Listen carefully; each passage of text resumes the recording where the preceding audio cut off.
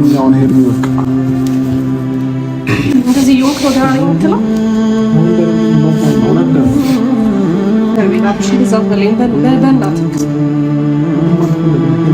ባለትዳርን ወንድ የራስሽ ለማድረግ የለፋሽበትን ልፋት እኔ በ3 ቀን ጨዋታውን ተጫውቼ አሸንፌሻለሁ። ጀመር ማለት ነው። አብርሃም አጠገብ ያላችሁ ሰዎች በሙሉ ምን ያክል አስመሳይ እንደሆናችሁ ነው በቃ ከሰሞኑ ባለው ነገር እየተረዳን ያለ ነው ማለት ነው። ችግሩ ሀብሉ ላይ ነው ትላላችሁ። አሁን ከአብርሃም አንገት ሀብል መበጠስ የዚህን ያክል ከባድ ነገር ሆኖ ነው ሁላችሁም እየመጣችሁ በየተራ ድራማ የምትሰሩብን? የምሬን እኮ ነው የምላችሁ። ይሄ ልጅ እንዲህ እየተጉላላ እየተንገላታ ከዚህ ወደዛ ከዛ ወደዚህ እያለ በሁለቱ ሴቶች መሀል እየተጎዳ እንዲኖር ትፈልጋላችሁ ማለት ነው። አብርሃም ዙሪያ ላይ ያላችሁ ሰዎች በሙሉ ማለት ነው። ስም እየጠራው አንድ ባንድ ቡዜ ዳዊት መታችሁ ድራማ የምትሰሩ ሰዎች በሙሉ የአብርሃምን ነፃ መውጣት እንደማትፈልጉ በቃ በተደጋጋሚ ያየን ማለት ነው። እቺን አንድ ሀብል ከአብርሃም አንገት ላይ በጥሶ ማውጣት አሁን ትላንትና እነ ዳኒ ከብዷችሁ ነው እንደዛ ድራማ የምትሰሩት? እስኪ አስቡት። አሁን ሁለት ናችሁ። የአብርሃምን እጅ በግራና በቀኝ ይዛችሁ አንድ ሀብል መበጠስ በጣም ተራ ነገር እኮ ነው። እናንተ ግን ምንድነው የምትፈልጉት? ይህንን አጋጣሚ እየተጠቀማችሁ በየሁላችሁም ቻናል ድራማ መስራትን ነው ምርጫችሁ ያደረጋችሁ ማለት ነው።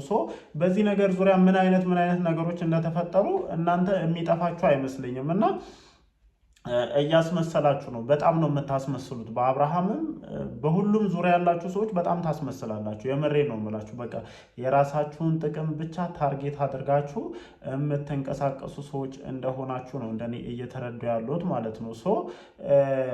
ከዚህ በላይ ምን እስኪፈጠር ነው ቤተሰብስ ቢሆን ይህንን ጉዳይ በዝምታ የሚያየው? ዛሬም በድጋሚ ይህንን ነገር ማንሳት እፈልጋለሁ። ምክንያቱም እኔ የወለድኩት ልጄ በዚህን ያክል ደረጃ ራሱን ስቶ ከቀልቡ ወጥቶ ማንም ሰው እንደፈለገ እንደ ጋሪ እየነደውኝ እያየውኝ ከዚህ በላይ ጣልቃ ልገባ የምችልበት ምንም አይነት ሪዝን የለም። ልጄ ምንም አይነት ጥፋት ሊያጠፋ ይችላል። ምንም አይነት ነገር ሊያደርግ ይችላል። እንደ አባትነት ከአጠገቡ መቆም የምንችልበት ሰዓት አለ። በቃ ያ ሰዓት አለ። እኔ ከዚህ በላይ ምንድን ነው የምጠብቁት? የአብርሽ ፋሚሊዎች ምንድን ነው የምጠብቁት? የሄርሜላ ፋሚሊዎች ምንድን ነው የምጠብቁት? እቺ ልጅ እርግዝናዋ እውነት ሆነ ውሸት ሆነ እግዚአብሔር ነው የሚያውቀው። ግን ሆስፒታል ድረስ ገብታ ልጄ ወርዶብኛል ብላን የወጣችሁ ምንድን ነው የምጠብቁት? ምን እስኪሆን ነው? እነዚህ ልጆች ጦር መሳሪያ ይዘው እስኪገዳደሉ ድረስ ነው የምጠብቁት? ምንድን ነው እንትን የምትሉት? የምሬን ነው። በጣም ሊታሰብበት የሚገባ ነገር ነው እየሆነ ያለው እና ሁሉም እየመጣ መልክ እየሰራ ነው የሚሄደው። አስባችሁታል? ትላንት እኔ አሁን ይህንን እንዴት ነው ልቀበል የምችለው? እስኪ አስቡት።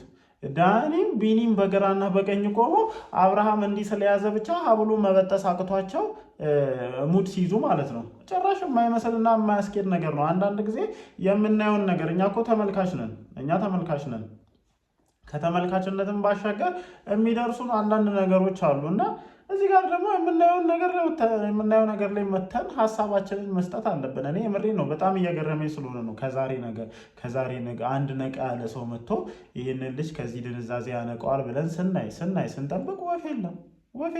ሁሉም እየመጡ ሳይቦርጅ ይጮቱብንና ጥለው ይሄዳሉ። እና አንዳንድ ጊዜ እውነታውን መነገር መቻል አለበት ብዬ አስባለሁ። ምንድን ነው ከዚህ ነገር ጀርባ ያለው እውነት? አንድ ሀብል መበጠስ ለእናንተ የዚህን ያክል ቢግ ዲል ወይም ትልቅ ነገር ሆኖባችሁ ነው እየተመላለሳችሁ እንትን ለማለት እየሞከራችሁ ያላችሁ? ጭራሽ የማይመስል ነገር ነው። ይሄ ልጅ ታሟል ነው አይደል እያላችሁ ያላችሁ? ተይዟል በሆነ ነገር። እንደምናየውም ደግሞ አብርሃም አይደለም በቃ ተይዟል በሆነ ነገር፣ በመተትም ይሁን በሐሺሽም ይሁን በሆነ ነገርም ተይዟል አይደል ይሄ ልጅ።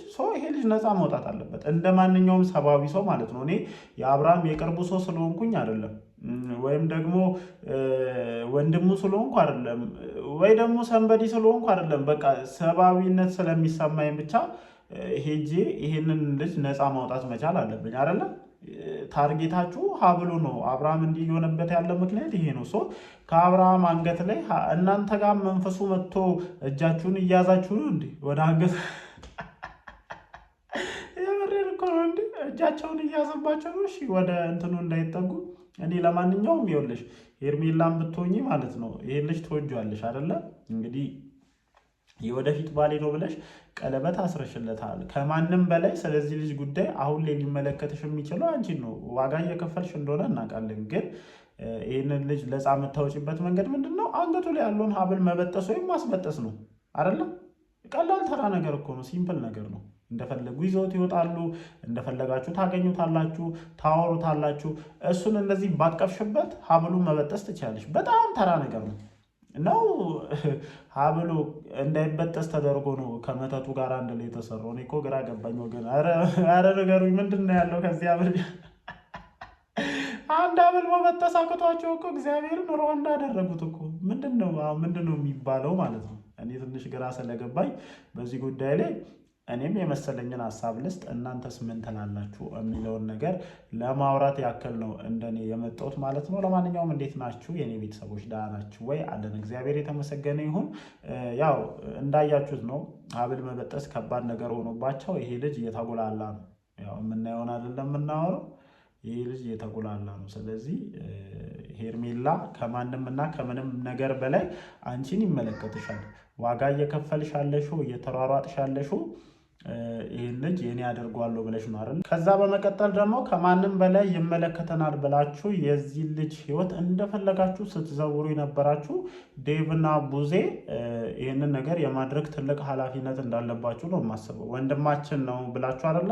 ለሱ ከሩታ ሄርሜላ ትሻላለች ምናምን እያላችሁ ልጁን የራሱን ህይወት እንዳይኖር መሀል ላይ ጣልቃ ገብታችሁ እንደፈለጋችሁ ስታደርጉ የነበራችሁት። ስለዚህ ይህንን ሀብል ማስበጠስ ለእናንተ ከባድ ነገር ነው ብዬ እንደኔ አላስብም እና በጊዜ መፍትሄ ልትፈልጉ ይገባል። ከዳር ሆናችሁም የሁለቱም ፋሚሊዎች በተለይ እነዚህ ልጆች ምን ደረጃ ላይ እስኪደርሱ ነው የምጠብቁት? የምሬን ነው የምላችሁ። ምን ደረጃ እስኪደርስ ነው የምጠብቁት? ከዳር ሆኖ ማየት ነገሮችን ከዚህ የባሰ ወደ ለየለት ነገር ነው የሚከተውና በጊዜ መፍትሄ ሊፈለግለት ይገባል ብዬ አስባለሁ። ዛሬ ማታ ማለት ነው ዳኒም ሆናችሁ ቢኒ ይህንን ሀብል ሳትበጥሱ እየተሟዘዛችሁ ብትመጡ ውርድ ከራሴ የመሬን ነው የምላችሁ። አይ ካላችሁ እኛ ያለበት ድረስ መተን መበጠስ እንችላለን እኮ የመሬን ነው። መንፈሱ እንመታውና ማለት ነው። ምንም ቀላል ተራ ነገር እኮ ነው። መንፈሱን ድርግም አድርገን እንመታዋለን። እላዩ ላይ የተሰራውን እባብም ይሁን ምንም ይሁን ድርግም አድርገን እንመታዋለን፣ እንበጥሰዋለን ሀብሉን። ካቃታችሁ ሪፈር ጻፉ ወደኛ፣ ምንም ችግር የለውም። ይመታል። የትኛውን መንፈስ ይመታል? የትኛውን መንፈስ እኛ ጋር ይመታልና ካቃታችሁ ሪፈር ጻፉ እንጂ አንድ ሀብል መበጠስ አቅቷችሁ 2 ሳምንት በሀብል ጉዳይ ላይ እንትን የምንልበት ምንም አይነት ኬዝ የለም። የምሬን ነው የምላችሁ። መላመላ ይባል የሀብሉ ጉዳይ። ወደ ቀጣዩ ደግሞ እንትናችን እናልፋለን። እንዴ ምንድን ነው? እውነቴን እኮ እኔ አሳሰበኝ። እንዲህ ዛሬም ሀብል ነው ነገም ሀብል ነው። ይሄ ልጅ እያየ ነው፣ እየደነዘዘ እያጣ ነው፣ እየመጣ ነው። ስለዚህ እኔ ዛሬ ዳኒና ቢኒ ይህንን ሀብል በጥሳችሁ መላ ብላችሁ ካልመጣችሁ ሪፈር ጻፉ ወደኛ፣ እኛ ሄደን እንበጥሰዋለን። የምሬን ነው። ለማንኛውም ግን ማለት ነው የምሬን ነው። ቀልዱ ቀልድ ነው። ወደ ገደለው ስንመለስ ወንድም ነን፣ እህት ነን፣ ሚስት ነን ምናምን የምትሉ ሰዎች፣ ጓደኛ ነን የምትሉ ሰዎች አንድ ሰው በዚህ ልክ ምክንያቱ እየታወቀ መንስኤው ሀብሉ ነው እየተባለ በዚህን ያክል ልክ እንደዚህ ራሱን ስቶ ነገሮችን ማድረግ ተስኖት ማንም ሰው እንደፈለገ እንደ አህያ ጋሪ ሉጋም በዚህ አስገብቶ ወደዚህ ወደዛ የሚስበው ከሆነ እናንተ ምኑን ላይ ነው ጓደኛ የሆናችሁት? እናንተ ምኑን ላይ ነው ወንድምስ እህትስ የሆናችሁ? አንድ ሀብል መበጠስ አቅቷችሁ ማለት ነው። መንፈሱ ከባድ ከሆነ ወደ አንገቱ ስትጠጉ እጃችሁን የሚያሽመደምድ ከሆነ ይመታል፣ መንፈሱ ይመታል። ምንም ችግር የለውም። ሪፈር ጻፉልን፣ እኛ እንመታዋለን። ምንም ችግር የለውም። ተመቱታላችሁ ጋይስ። ለማንኛውም ግን ያው ዛሬ የሆነ ነገር መፍትሄ ይኖረዋል ብዬ እንደኔ ያስባለሁ። ያለውን ነገር ደግሞ አይተን ምሽት ላይ ሀሳባችንን እንሰጣለን። ወዳችኋለሁ። ይመቻችሁ።